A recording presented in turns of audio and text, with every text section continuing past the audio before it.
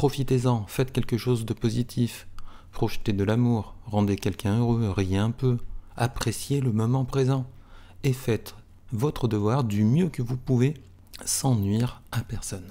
Alors, comment améliorer sa vie par des astuces mentales? Eh bien, apprenez l'acceptation et rejetez la résignation. À quoi ressemble l'acceptation pour vous? Voici quelques astuces pour adopter cette habitude. Voici des aides pour en faire un réflexe et mener une vie meilleure avec ceux qui vous entourent. Être bien, quel que soit le résultat, c'est une prouesse mentale primordiale. C'est un exercice d'équilibre et de centrage. Cela consiste à prendre du recul et à voir le grand schéma des choses, à relativiser les petits aléas de notre quotidien. Nous n'avons pas toujours ce que nous voulons, mais parfois, ce qui se passe pour le mieux. Plus vite vous l'accepterez comme une réalité, plus vite vous pourrez vous y adapter. Adopter une attitude d'acceptation n'est pas toujours facile. Voici donc quelques astuces qui peuvent t'aider. L'une d'elles consiste à prendre du recul pour examiner les moments difficiles de votre vie. Écrivez-les par exemple. La dernière fois que vous avez rompu avec quelqu'un, que vous avez connu un échec professionnel, ou la dernière fois que vous avez eu un problème de santé. Que s'est-il passé? Vous pourrez retracer la croissance et l'amélioration qui en ont découlé des années plus tard. Cette astuce peut vous aider à différer des réactions trop radicales ou des émotions trop envahissantes. Ça, c'est la première astuce. Une deuxième astuce, face aux petits désagréments, c'est lorsque quelque chose de désagréable se produit, comme rater son bus, déchirer un vêtement ou oublier de prendre son repas du midi, qu'est-ce qui arrive? Eh bien, une partie de nous réagit instantanément de manière négative. On s'énerve, on se pourrit la vie, mais on peut apprendre à se demander mentalement quel est le côté positif de cette situation qui, au premier abord, paraît désagréable. Cette situation pourrait-elle m'éviter un désagrément plus grave? Éviter un accident si j'ai pris du retard? Ou prendre son temps maintenant qu'on sait qu'on est en retard? Éviter une mauvaise rencontre? Alors on peut se dire, d'accord, je vais être en retard à une réunion, mais il y aura un avantage. Quel est l'avantage pour vous? Pour moi, si je suis en retard, je vais pouvoir me détendre et observer ce qui passe sous mes yeux. Je passerai aussi moins de temps dans cette réunion qui est peut-être très ennuyeuse. Ou alors j'ai oublié de prendre mon repas, mais je vais pouvoir m'acheter à manger. Je vais pouvoir changer mes habitudes et peut-être rencontrer quelque chose ou quelqu'un de positif. Il y a presque toujours quelque chose de positif à toute situation. Même si vous n'arrivez pas à trouver un avantage immédiat, vous pouvez vous dire, eh bien, l'univers va peut-être m'apprendre quelque chose maintenant, je dois écouter et apprendre. Pour vous donner un exemple plus simple, j'ai assisté à un mariage et par la suite quelqu'un a inondé ma boîte mail avec une multitude de photos. J'ai d'abord eu un jugement instantané, merde, tu fais quoi mec? Tu penses que j'ai le temps de tout regarder, toutes les photos que tu as prises? Tu n'aurais pas pu sélectionner quelques-unes des meilleures photos? Qui envoie une centaine de photos? Puis je me suis demandé, quel est le point positif dans tout ça? Le bon côté, c'est que je peux choisir mes 5 photos préférées et je ne suis pas obligé de tout regarder. Je peux utiliser mon jugement.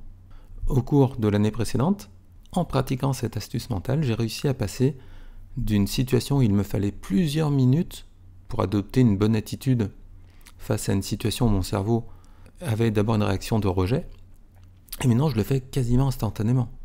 C'est une habitude à laquelle nous pouvons nous entraîner. Alors comment? Maintenant on va aller dans quelque chose de plus grave, c'est sur les choses vraiment délicates de notre existence où ce ne sont pas les petites tracasseries. Comment apprendre à accepter ce que l'on ne peut pas changer? Alors, cela se résume quasiment à une seule chose, le problème de la mort de soi-même ou de nos proches. La mort est la chose la plus importante qui puisse vous arriver. Lorsque vous reconnaissez cette réalité, eh bien, vous allez prendre conscience de votre propre mortalité, et cela peut donner soit une grande déprime, soit un sens profond à votre vie. Plutôt que de fuir ces idées, il faut y faire face. Nous passons tant de temps à essayer d'éviter de penser à la mort. Une grande partie de notre lutte peut être perçue comme une quête d'immortalité. Alors, si vous êtes religieux et que vous croyez en une vie après la mort, vous pensez peut-être qu'on s'occupera de vous et que vous pourrez différer votre bonheur dans un au-delà, dans un autre monde, dans une autre époque. C'est absurde. Et si vous n'êtes pas religieux, on peut rejeter notre espoir par rapport à nos enfants, par rapport à notre entourage, Et si on est un artiste, un peintre ou un homme d'affaires, on souhaite laisser un héritage, on voudrait qu'on parle de nous plus tard. Mais c'est illusoire. Il y a de fortes chances que dans 10 000 ans, plus personne ne connaisse Einstein ou Mozart. Et c'est encore plus sûr dans 1 million d'années. Alors, même si les progrès pourraient permettre à l'humanité de lutter contre la vieillesse de manière quasi définitive, c'est une réalité, hein. Il faut reconnaître pleinement la futilité de tout ce qui nous arrive. Et il faut relativiser, prendre du recul.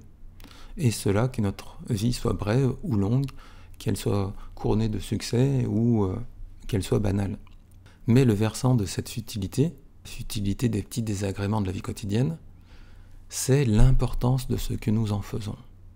Faites-le de manière joyeuse et sérieuse. Réagissez de manière positive.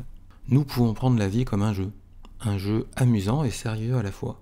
La vie est un apprentissage perpétuel. Nous participons tous à notre manière à la création de l'humanité. De petites actions comme faire à manger pour quelqu'un contribuent à la préservation de notre humanité. Nous témoignons de notre souci de l'autre. Si vous voulez donner sens à votre vie, il faut participer au devenir de l'humanité. Et cela se passe à tous les niveaux de l'existence. Dans l'éducation de vos enfants, dans l'aide que vous apportez à votre entourage, dans l'amour que vous portez aux choses et aux gens. Peu importe votre talent, chacun peut aider les autres par de petites actions, de petits efforts. Par contre, les petits tracas, eux, n'ont pas d'importance. Ils peuvent même vous bloquer et vous paralyser. Il faut apprendre à se détacher des petits soucis. Les vrais soucis sont rares à notre époque. On n'a plus les soucis de se nourrir, de se mettre à l'abri du froid et de pouvoir lutter contre les maladies de manière naturelle. On a des médicaments la plupart du temps. Si vous arrivez à en prendre conscience, alors cette vision peut vous apporter beaucoup de bonheur et de paix. Il faut réaliser que la vie est comme un jeu, souvent amusant, mais surtout sérieux et gratifiant. Chaque action peut nuire ou favoriser votre vie.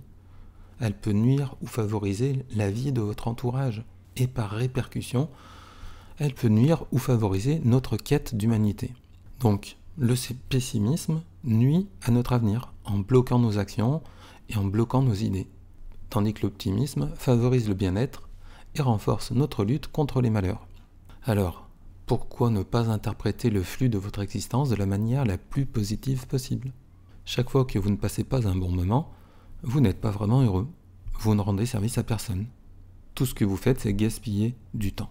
Un temps incroyablement précieux qui pourrait améliorer votre vie et indirectement celle de votre entourage et de l'humanité.